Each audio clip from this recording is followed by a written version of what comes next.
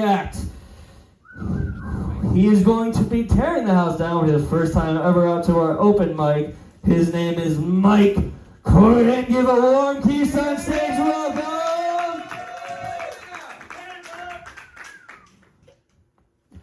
And while he is getting his proper setup going, make sure you're giving your attentions, keep your phones off, and pay attention to what's happening. Thank you so much. Take it away, Mike!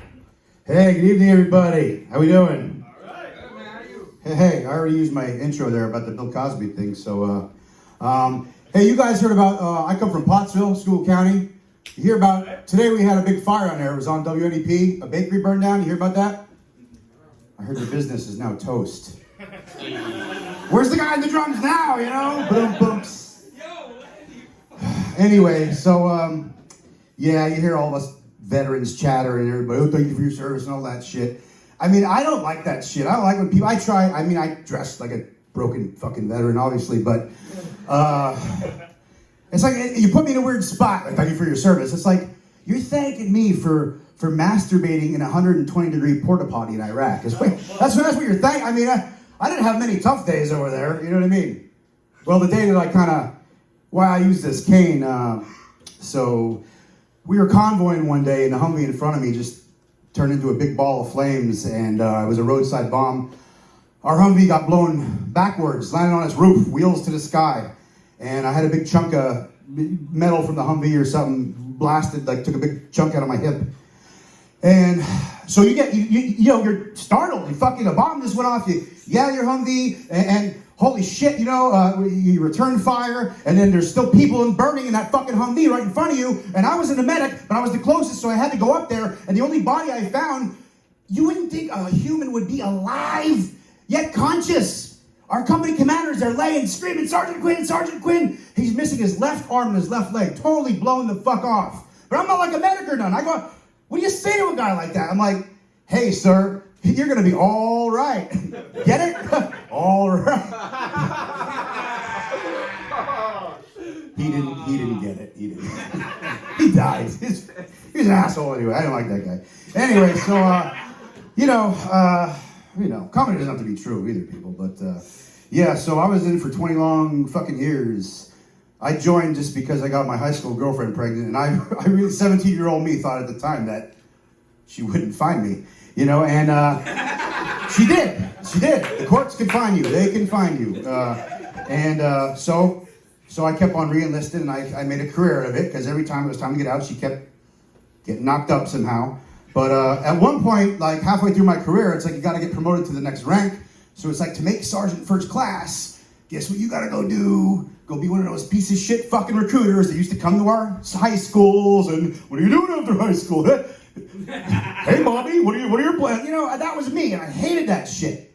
So I'm driving this fucking kid one day to get his physical, and where I live down in Harrisburg, so it's like an hour-long ride, and the kid, and the kid, he knew me for a couple of weeks, we had good rapport, I met his parents, and he's like, hey, Sergeant Quinn, can I ask you something? Yeah, sure, what's up, man? When you were in Iraq, did you ever kill anybody? I'm like, yo, dude, all right, hey, you're gonna join the Army today, right? All right, yeah, I'm gonna be honest with you. Don't ask people shit like that. A lot of people don't like to talk about it, but not yet. And so I'm like, actually, when I was in Iraq, I killed 3 people. I killed 3 motherfuckers. And he's like, I thought you said you were a helicopter mechanic. Hey, fuckface, I didn't say I was a good one. You know what I mean? We all have our skills. We all can't carry a big gun and you kick in a door. Fuck. What about him, for Christ's sake? What else did I want to talk about? I don't know. Oh yeah, fuck. So the hip was the second time in Iraq. The first time in Iraq, I don't know if you can see, I have this Arabic writing tattoo right there on my forearm. And I always thought that writing looked cool. Halfway through that first tour in Iraq, I get this email. We'd email there through satellite hookup and everything, Modern Army, and I just knew why Karen Notestein. That's my neighbor lady down there at Fort Bragg, North Carolina. How'd she even get my email? Whatever, I don't know. So I go down, I clicked on the email, and it's like, Dear Mike, I don't know how to say this. I just caught our spouses having an affair. It was true, it happened. My high school sweetheart that I knocked up 3 fucking times is banging the neighbor dude. And I'm stuck in Iraq getting shot at. I had to wait like 2 months before I had to, go home for mid-tour leave. When I was 27 at the time, I drank. Like I got in late that night and I jumped that motherfucker in the morning, coming out like going to physical training, get like 5:30 in the morning, he's on his car, I just, boom, beat the little fuck out of him. And it felt good. He deserved it. Later that day, I got all drunk, the MPs kind of got involved, but at some point I ended up at a tattoo parlor, and my buddy who was with me didn't even talk me out of this shit. I'm like, I want you to write here on my arm, my ex-wife is a whore. Put that shit on there, right? And at least my buddy thought enough. He was the more sober one. He's like, dude, we have to at least, I wanted it in that cool Arabic writing, but, it's like, hey, you want to make sure it says the right thing, right? Because you don't want it to say something like, I fuck a double-humped camel, and then people, you know what I mean? It has to, there's a lot of people walking around with tattoos that don't say what they think, right? So I wanted to make sure. So we actually paid a service online to look up how to translate, my ex-wife is a whore. Well, it turns out there's no X in the Farsi Arabic language, so it has to say my old wife is a whore. Click, whatever, I don't care. Print it out, good enough. Guy prints it out, puts it on there. A couple days later, I'm back in Iraq in this big army tent, 20-some dudes in it. They all knew what happened. They heard the story because the command got involved with the MPs and Sergeant Quinn. And then I'm like, dude, come here, little translator guy, come here. I rolled up my sleeve. You guys are gonna love this, dude. Tell him what it says. And the guy comes over. He goes, why you get tattoo says no search result? What mean no search result? Why you? That's the true story of all my bullshit you heard so far. That's the fucking true part, okay? Everything was embellished somewhat, but that's the motherfucking truth right there. So I'm walking the fuck around with no search results on my fucking arm. But depending on how hot you are, it could say I love Jesus. You know what I mean? You never know. It has a lot of meanings. It's what's my time? Am I good? Yeah, keep going, bro. Fuck. Well. So you're at 3 minutes. Man. It was weird for me to start doing that whole online dating thing. I was married twice, long. I'm a serial monogamist, I guess. But man, a couple years ago when I first got on that Tinder for the first time, holy shit. And some of these younger girls with daddy issues, man, I can't believe it. I would never think 20 years ago, but holy jeez. This one girl, younger girl, and, we're texting back and forth. We're already on, our iPhones texting, and she's like, hey, older dude, I don't know how you're going to feel about this, but I have my nipples pierced. And fellas, when a chick says that, what do we say? Yeah, fuck yeah! Show me, prove it, right? Yeah! So the next fucking picture I got was a receipt from the piercing pagoda. Fucking weak!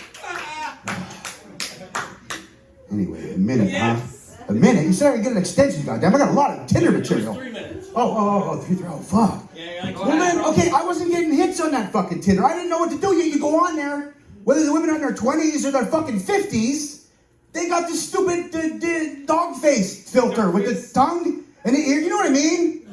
Why the fuck did they do that? What the hell? What is that about? But I wasn't getting any hits, right?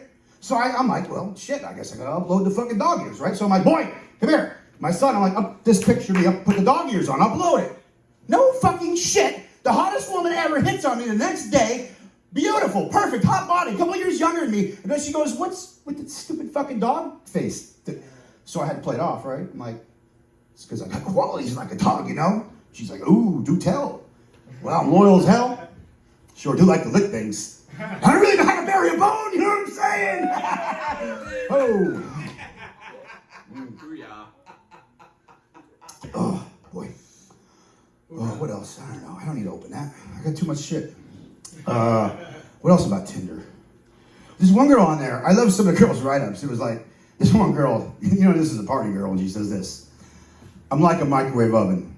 I'm cool on the outside, I'm warm on the inside, and I'll kill any baby you put in me. Oh, that's shit. Man, love the internet. Love the internet. Hey, somebody said before about, you guys were saying that the dude in the back about, you always have a mouthful of wood. Well, see, I use pickup lines like that on Tinder. I'm like, hey, baby, you a termite? Because I'd sure like to give you a mouthful of wood. You know what I'm saying? I mean, I thought you guys were going to take my pickup line there. Not to say I'm trying to think of my other pickup line. Fuck. I had 3 of them, but I can only think of 2. Well, here was the punch. Fuck, what was it now? I need another beer. It sounds like the NFL. Well, here was the punch. Yeah.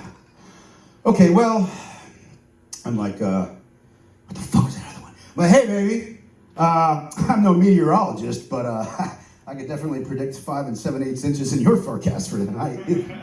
Look, 5 7/8 is a random number. It means nothing, okay? 5 7/8 inches should be enough for, that's my hip. That wasn't part of it, 5 7/8 inches, that should be enough for anybody. You know what I mean? I mean, come on, like it was a random number, okay? You know what I mean? We should switch to the metric system. We should switch to the metric system, that's all I'm saying. Because I would have like fucking 27 centimeters, you know what I mean? All right, my man, that is your time. Time? That's the time? Yeah! All right, thank you. Everybody give it up for Mike Quinn! Get the fuck out! Keep it going, keep it going. I don't want that applause to stop yet. What's going on here? That's it, fire! This is gentlemen's first time up at the Keystone Stage. It was hilarious. Thank you so much for getting up here. And thank you so much at home for continuing to watch. We have a couple things. Businesses.